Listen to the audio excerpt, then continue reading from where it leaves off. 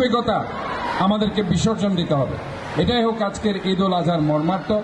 আমি বিদ্যানন্দ ফাউন্ডেশনকে ধন্যবাদ জানাই।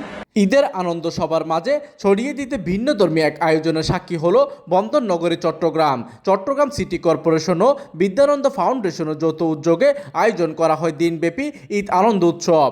শনিবার সকালে বেলুন উড়িয়ে এই মানবিক ও আনন্দঘন আয়োজনের উদ্বোধন করেন চসিক মেয়র ডক্টর শাহাদাত হোসেন।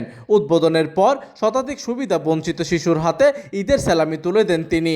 পরে এতিম ও পথ শিশুদের পাশে বসে একসাথে দুপুরের খাবার গ্রহণ করেন নগর পিতা। এই সময় তিনি বলেন, কাউকে পেছনে ফেলে নয়, এই প্রত্যয়ে আমরা বিশ্বাস করি ঈদের প্রকৃত আনন্দ তখনই পূর্ণতা পায় যখন তা সমাজের সবার মাঝে ছড়িয়ে পড়ে। আমি সমাজের বিত্তবানদের প্রতি আহ্বান জানাবো, আপনারা এই অসহায় ও সুবিধা বঞ্চিত মানুষের পাশে এসে দাঁড়ান।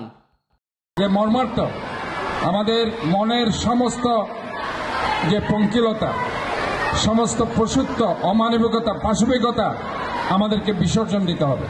এটাই হোক আজকের ঈদ উল আজহার মর্মার্থ। আমি বিদ্যানন্দ ফাউন্ডেশনকে ধন্যবাদ জানাই।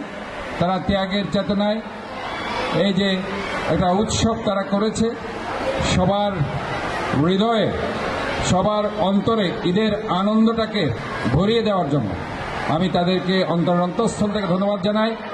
সবাইকে ঈদের শুভেচ্ছা, ঈদ মোবারক। ধন্যবাদ। দিনভর এই আয়োজনে শিশুদের জন্য ছিল ভিন্ন রাইডসে চড়ার সুযোগ, সাংস্কৃতিক অনুষ্ঠান এবং আনলিমিটেড খাবারের ব্যবস্থা।